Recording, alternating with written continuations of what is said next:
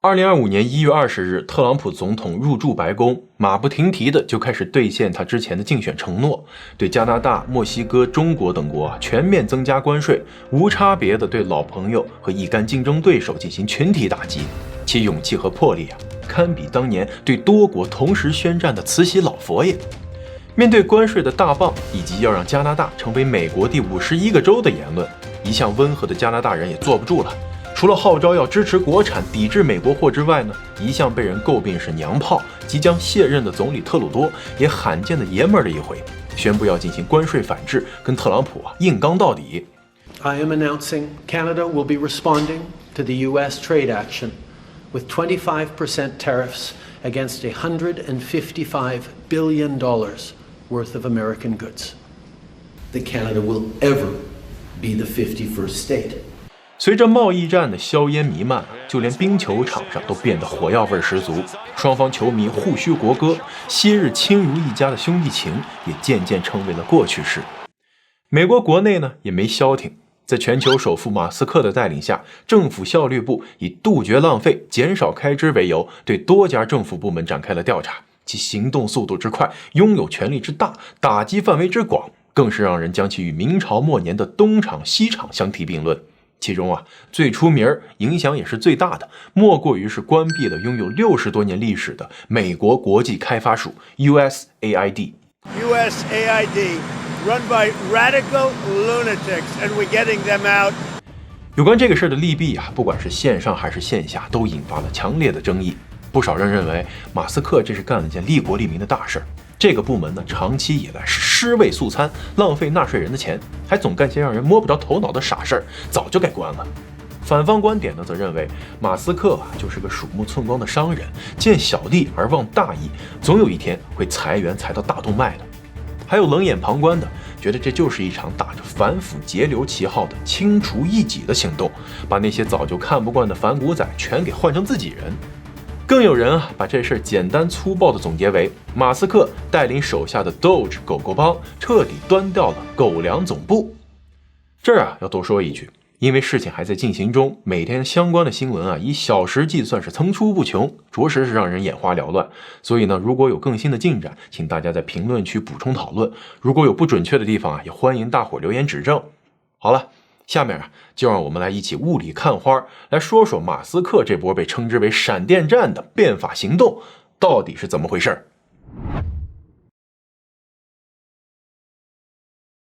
马斯克不用我过多介绍了吧，他的头衔数量多到全游里头的龙妈都相形见绌肺活量不好的人一口气都念不完。您看全球首富、特斯拉老总、SpaceX 创始人、Twitter 拥有者、火星未来开发者、当代钢铁侠、生儿子制造机，当然还有很多很多而在2024年的总统大选之后呢，他更是多了一个美国政府特别雇员的新头衔，或者说他是在川普竞选的过程中立下了汗马功劳，于是川皇登基之后特赐爵位保国公，从此人称马保国。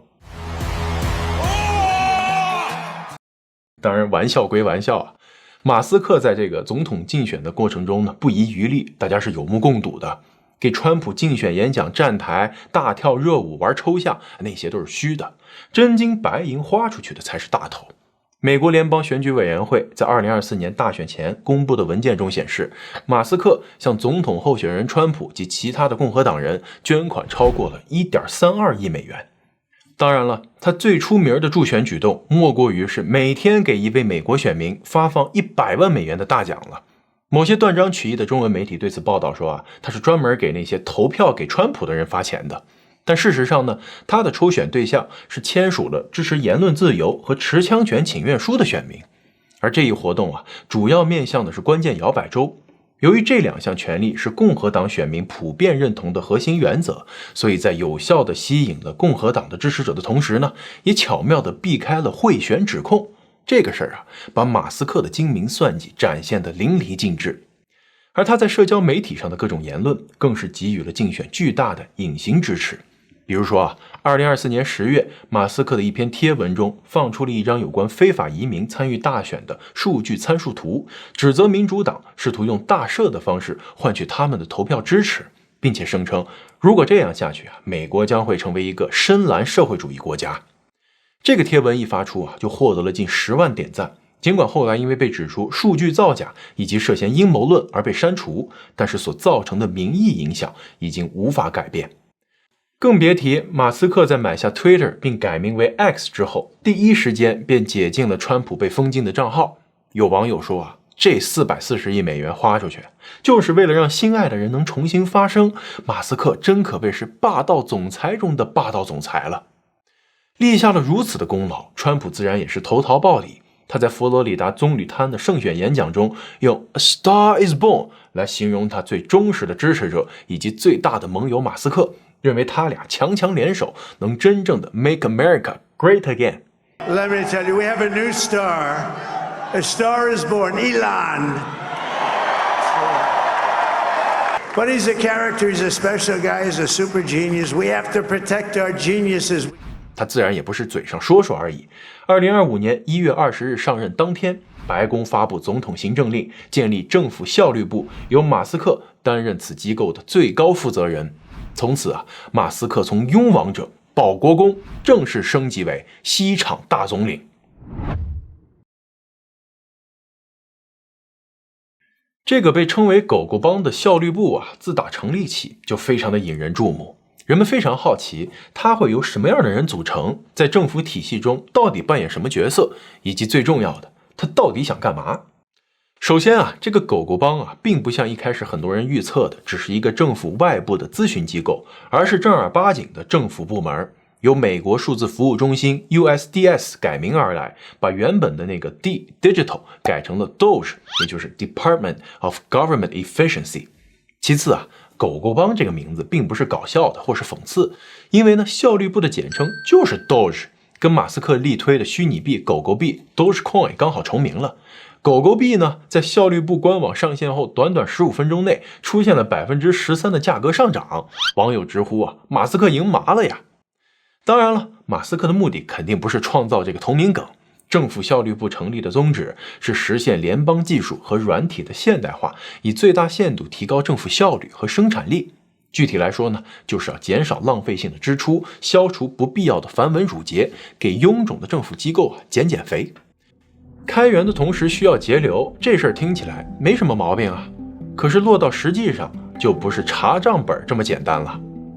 徐克导演的电影《龙门飞甲》里头，西厂厂工羽化田有这样一段经典台词：东厂不敢杀的人我杀，东厂不敢管的事我管。如果把这话放到马斯克带领的效率部身上就成了，你们不敢查的账我们来查，你们不敢炒的人我们来炒。华盛顿邮报在2月6日的报道中，援引知情人士的消息称，政府效率部成立半个多月以来已经对包括国防部、教育部、联邦航空管理局在内的一众重要部门出手了。除了用 AI 软件来调查开支情况外，还重点对一些系统进行了安全升级。不过最重要的财政部却对来势汹汹的狗狗帮说不，哪怕是马斯克保证他们只会对敏感的支付系统的数据要求只读的访问权限，但是依然遭到了拒绝。用财政部长斯科特的话来说，这联邦的支付系统只有少数的职业官员可以访问，把这个权交给马斯克和他的效率部里的其他人，那这是违法的呀。当然了，事实证明，所谓的访问权限在职业黑客眼中那就是个纸老虎。马斯克最擅长的就是先礼后兵。而比起还在负隅顽抗的财政部呢，另一个简称为 CDOEC， 也就是多元文化执行委员会的，连24个小时都没能撑过去，就成了第一个被效率部给砍掉的部门。根据其官网显示，这个部门的职能呢，是推动政府内部各个部门的多元化、公平、共融以及可及性 accessibility， 也就是这些年咱们时常在媒体上能听到的 DEIA， 有的呢也叫 EDIA。换成大白话就是为了体现公平公正，向外界展示美国社会的多样性，所以呢，要在政府部门中按照比例分配少数族裔、跨性别及性少数群体，甚至是肥胖人群。有很多人认为，这些所谓对少数人的公平，恰恰是对大多数人的不公平。所以呢 ，DEIA 自成立以来遭到了各种各样的非议，但是在政治正确和反歧视两个大棒的威慑下很多人也是敢怒而不敢言。最明显的一个例子就是在 DEIA 进驻各家游戏公司之后强行要求修改人物模型，把原本身材健美、俊男美女的英雄改成了性向不明的黑人女性大胖子之后呢，销量大幅下滑。相反，一直被攻击性别不具多样性的黑神话悟空却是大卖特卖，赚得盆满钵满。玩家们用钱投票的这个做法呢，借用陈佩斯在小品《主角和配角》里的那句话：你管得了我，难道还能管得了观众爱看谁吗？而马斯克对于这个 DEIA 还有着更深的私人恩怨。自打他的好大儿变性成为了闺女之后，他就多次公开炮轰 DEIA， 宣扬觉醒意识病毒，称其不仅扼杀了艺术，还教孩子去做一些不喜欢的事情。放任这样下去，西方文明最终会被毁灭。所以他上任的第一刀就毫不犹豫地砍向了政府机构中负责进行 DEIA 推广的多元文化委员会，下手稳很准。不到24个小时，就连机构的网站都被一并删除了，端的那叫一个干干净净啊！根据效率部在 X 上的发言，他们在运作的80个小时内就成功取消掉了4.2亿美元的合约以及2份租约。这第一轮的查账海啸才刚开始，人们就惊讶地发现，原来水上飘着那么多的裤衩子，水底下藏着那么多的裸泳者，可谓是不看不知道，烧钱真奇妙。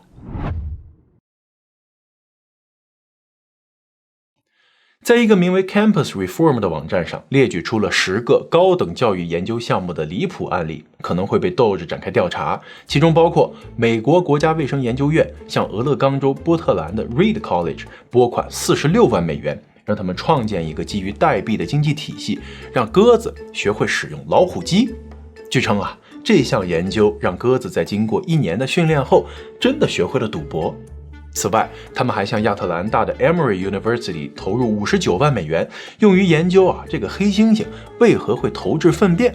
另外，有11万7千美元用于得出多数黑猩猩都是右撇子这一结论。还是这个美国国家卫生研究院向伊利诺伊大学投入超过24万美元，研究蜜蜂在吸食可卡因之后的反应。结论是，蜜蜂在嗨起来之后的确跳舞的几率有所增加。除了这些跟动物过不去的研究外，里面也有真正的硬核狠人。美国国家科学基金会向康奈尔大学的一名研究人员提供了100万美元的资金，用来评估蜜蜂蛰到身上不同部位的疼痛程度。结论是，最疼的3个部位分别是鼻孔内、上唇以及胯下2蛋。这个研究结果是研究员本人亲身体验了200次蜜蜂蛰刺后得出的。如果说前几项都是无聊到蛋疼的研究，那这个真的是做到了切切实实的蛋疼。他拿的与其说是科研经费，不如说是精神和肉体的损失费这一堆少则10几万，多则上百万的研究费用被公开后，迅速引起了舆论大哗。大家觉得可笑的同时，又感觉到莫名的心痛。我就说，每天都腰酸背痛的，原来我不仅背负着高房价、高保险、高通胀，还背负了这么一大堆荒唐的所谓的科学研究吗？不过也有人出来表示了，这些研究也许并没有看上去那么可笑。比如说每年都会举办的搞笑诺贝尔奖，里面几乎都是这些看上去几乎没有半点用处，甚至让人笑掉大牙的项目，但是绝大多数背后却有着正经的科学意义。比如说2000年的搞笑诺贝尔物理学奖就发给了一个利用石墨的反磁性成功将青蛙悬浮在空中的物理学家。10年后，他再次以石墨为研究对象，成功剥离出了单层碳原子厚度的石墨烯，凭借这一突破性的发现，荣获真正的诺贝尔物理学奖。换句话来说呢，就是你怎么就知道那些学会了赌博的鸽子不会成为动物界的间谍007呢？会扔大便的猩猩怎么就不会扔手雷呢？被蜜蜂蛰了蛋蛋的男人不会变异为新一代的蜜蜂侠呢？对此，诸多网友还是不买账你要搞这类科学研究可以你自己想办法找金主拉赞助，对吧？你别用我们交的税不过，比起被马斯克扳倒的美国国际开发署，这些搞科研的烧钱规模，别说是苍蝇了，只怕是连只跳蚤都算不上。2025年2月7日，川普在社交媒体上发文，宣布要关掉美国国际开发署。贴文中称，该机构的资金使用存在太多的欺诈，对资金流向完全无法解释，腐败程度前所未有。马斯克更是直言不讳的将其称作一个根儿里面都烂坏了，根本无法修复的犯罪组织。But the USAID is really corrupt. I'll tell you, it's corrupt. It's incompetent, and it's really corrupt. What we have here is not an apple with a worm in it, but we have actually just a bowl of worms. And USAID is a bowl of worms. There is no apple. And when there is no apple, you've just got to basically get rid of the whole thing. 同一天，该部门除了负责核心的领导和特别指定的成员外，所有的雇员都将在全球范围内进行行政休假，整个机构陷入了一个瘫痪状态。不得不承认，马斯克带领的这个政府效率部效率也真是够高的。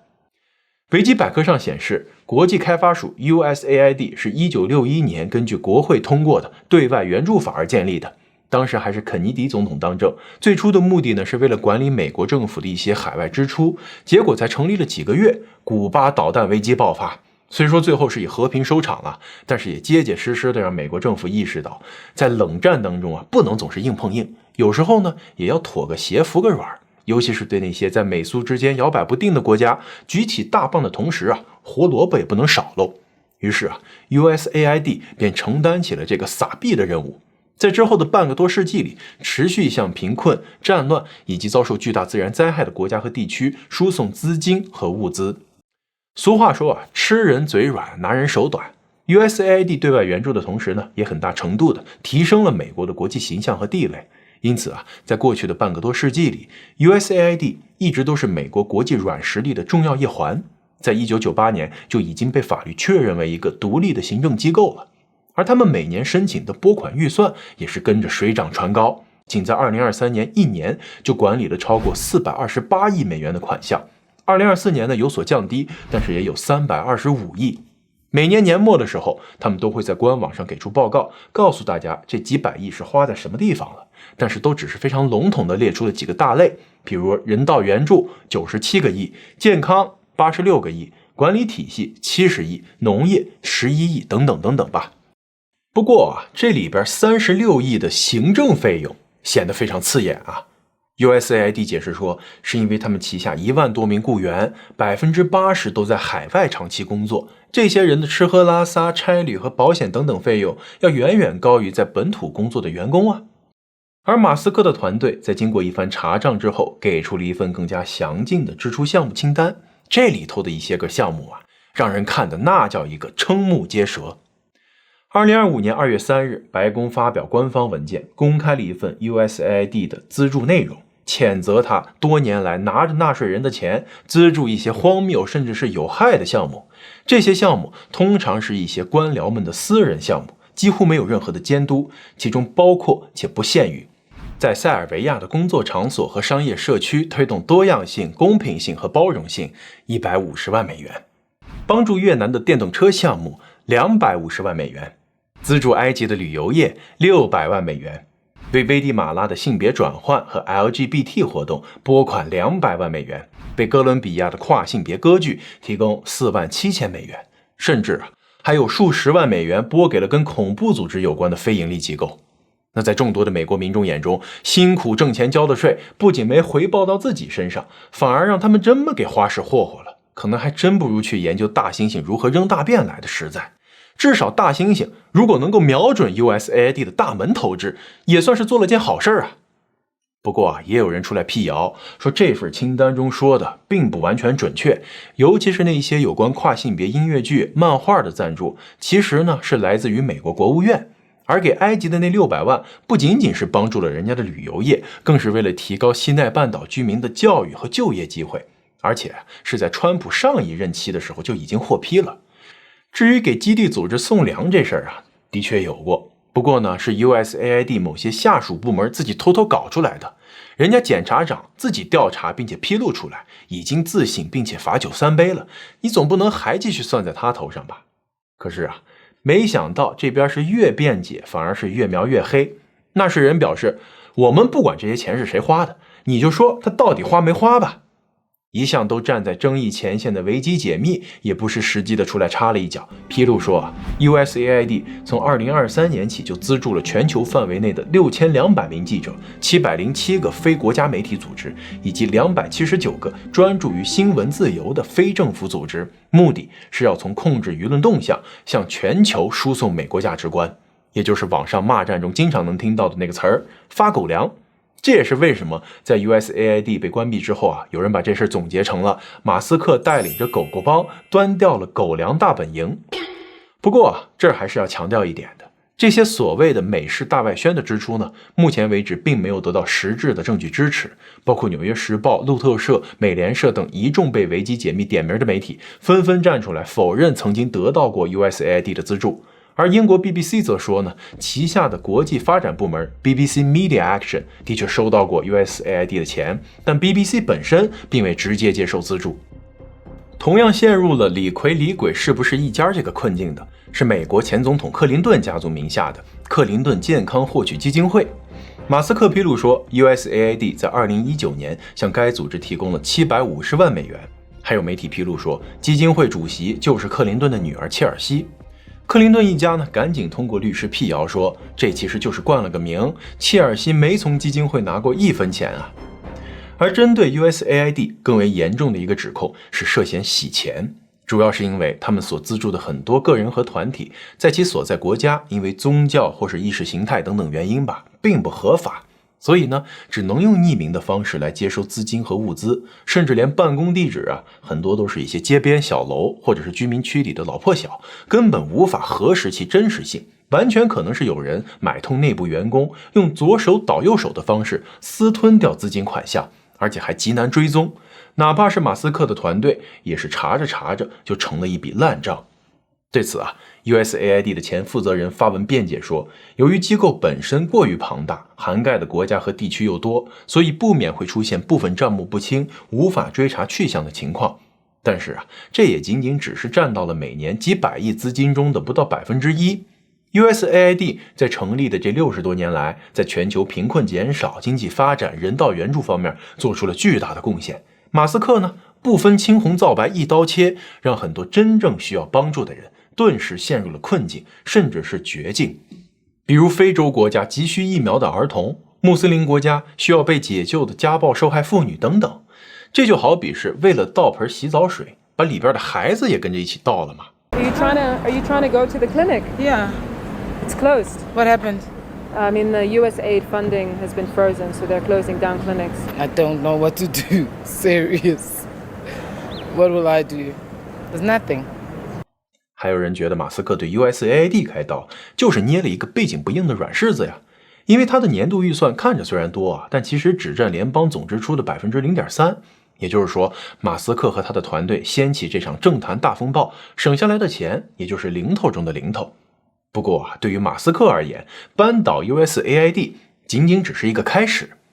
2月11日，他带着4岁的儿子现身白宫，和特朗普一起出席新闻发布会。在被问起效率部的下一步计划时，他大胆提出要将美国的预算赤字从2万亿降到1万亿。他强调说啊，这个数字不是随口说说的，而是通过数学演算模型显示，当预算赤字降到1万亿时，利息成本会因为政府的借款减少而下降，也就意味着房贷、车贷、信用卡卡贷，甚至是学生贷款的利息都会降低，一直以来持续的通胀也会停止，这样的平衡能够一直维持到2026年。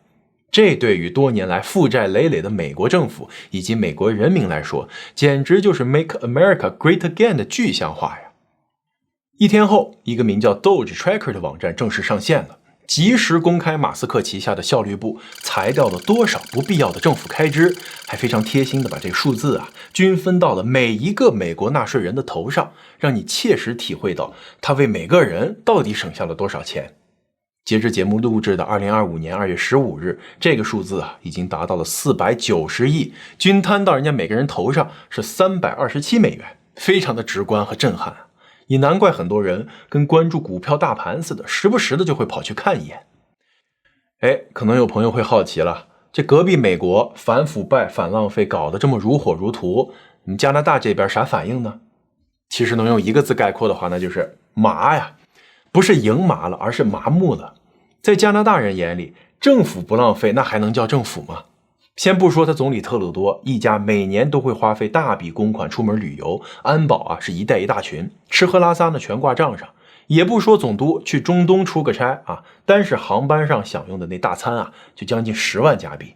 就说他们为了搞一个入境申报的 APP， 花掉了整整5400万，最后出来的东西呢一堆 bug。而比起每年接收的那大批难民，给他们发安家费、生活费、免费医疗，那些公务花费啊，都算是毛毛雨了。最关键的是啊，加拿大政府不觉得这有什么不妥，所有的开支都往外公布啊，我就是花你钱了，怎么了？不服你来打我呀，就是这么一副无赖的嘴脸。说白了就是，如果说马斯克的查账爆料是丢了美国政府的脸，那么加拿大政府啊，早就连脸都不要了。加拿大的纳税人除了麻木的交税，就只有麻木的看着这帮败家子儿硬生生的把财政略有盈余搞到赤字上百亿。2024年，在财政部长喊着要缩减预算的同时，更是一路冲到了619亿。难怪有加拿大网友在推特上呼唤马斯克，认为不管政治立场如何，人家马斯克都是在给美国纳税人真金白银的省钱啊。还有人更是一针见血地指出，反对削减预算赤字的人其实就是那些在现有的腐败体制中获利的人。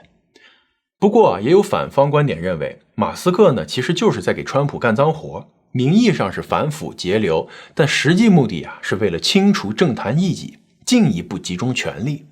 比如 USAID 的官网被关闭之后呢，约1万名员工中只有294人被保留，而 USAID 实际上并未被完全关闭，而是计划并入美国国务院，失去原有的独立性，其实就是被收编了。此外啊，目前为止，绝大多数被爆出腐败丑闻的机构和个人都跟民主党，尤其是前总统克林顿一家，有着千丝万缕的关系。不禁让人联想到，川普可能是借此机会彻底打垮政敌，将自己在参众两院的微弱多数转变为绝对多数。抛开这些政治阴谋论不谈的话，其实整个事件到现在最为人诟病的是马斯克和手下效率部啊，在执行查账任务的过程中，反复的在法律的红线上蹦迪。咱们前面也讲到了，作为美国政府的钱袋子，财政部对于马斯克团队的查账一开始是坚决 say no 的，理由呢是涉及到国家机密以及旗下各个部门的隐私，哪怕是他们的权力和行动力强如东厂西厂，也还是不能进入财政部的内部系统。但是只坚持了几天时间，财政部长就松了口，同意在一名高级官员的监督下放开马斯克团队所要求的只读权限。他并没有解释为什么这么快就缴械投降了，不过外界有猜测认为，也许是川普从中施压，但是更多的人相信，是因为马斯克手下的效率部里头云集了目前最顶级的网络黑客们，财政部系统的安保级别再高，在这群人眼中都是如入无人之境。之前所谓的提出申请，其实也不过就是先礼后兵的走个流程而已。而有关效率部里头的那些个员工，一开始简直是不亚于 CIA 特工的神秘存在。不仅官网上没有列出任何人的名字、照片、背景，甚至马斯克还曾经放出过狠话，出于对员工人身安全的考虑，泄露他们身份的行为有可能会负法律责任。不过著名的《滚石》杂志还是非常头铁的，在2月6号的一篇报道中公开了其中6名核心成员的姓名和简历。这6个人都是男大学生，最小的只有19岁，最大的也才不过25。在21岁才能合法饮酒的美国，这就属于如果要搞个团建，他们都只能做小孩那一桌的年轻小伙。但比起天赋和实力以及业界的影响力，他们的年龄其实是不值一提。比如23岁的 Luke Ferritor 2024年因为利用人工智能为1000年前的古希腊文字编撰翻译软件而名噪一时。里边唯一的华裔 Ethan Chartrand 则在哈佛大学读书的时候就创立了 Energize AI 公司，并且被著名的 OpenAI 慧眼识珠给出了10万美元的赞助。最年轻的 Edward Koristin 不仅是个天才少年，还有着非常典型的黑帽转型为白帽的履历。他在15岁的时候就因为入侵俄罗斯游戏语音软件并植入木马而被网络安全机构列为重点监控人物。17岁时被招安到网络监控公司 Path Network 工作，负责修补网络安全漏洞以及协助追踪网络黑客。因为超强的实力而被马斯克看中，招入旗下的脑机接口公司担任工程师，后来又直接被钦点加入效率部。这些人不仅是卧虎藏龙，而且是初生牛犊不怕虎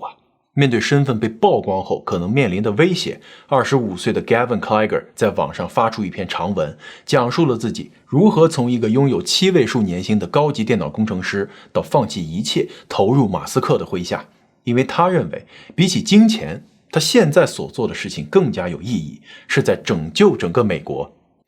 这些个满怀理想和热情的年轻人，冒着随时可能被司法部以侵害政府网络安全罪名起诉的风险，维持了效率部的进行，甚至有时候干脆住进了被调查一方的办公室里，避免对方销毁证据。他们像是理想国的堂吉诃德，哪怕是知道手中的长矛无法战胜巨大的风车，依然勇敢的一次又一次的发起冲锋。借用目前大火的电影《哪吒魔童闹海》里面的台词，我们都太年轻，不知天高地厚，但我还想要试试。然而这些年轻人身上并非没有争议。根据路透社的报道，25岁的 Gavin Clegger 曾经在社交媒体上转发过白人至上主义和厌女症者的内容。19岁的 Edward Corristin 在网络安全公司实习的时候，因涉嫌向竞争对手泄露公司机密信息而被解雇。这些充满理想的年轻人能否在复杂的政治和社会环境中保持初心？掌握敏感信息的他们是否能够抵御诱惑，坚持道德的底线，避免带来更大的风险呢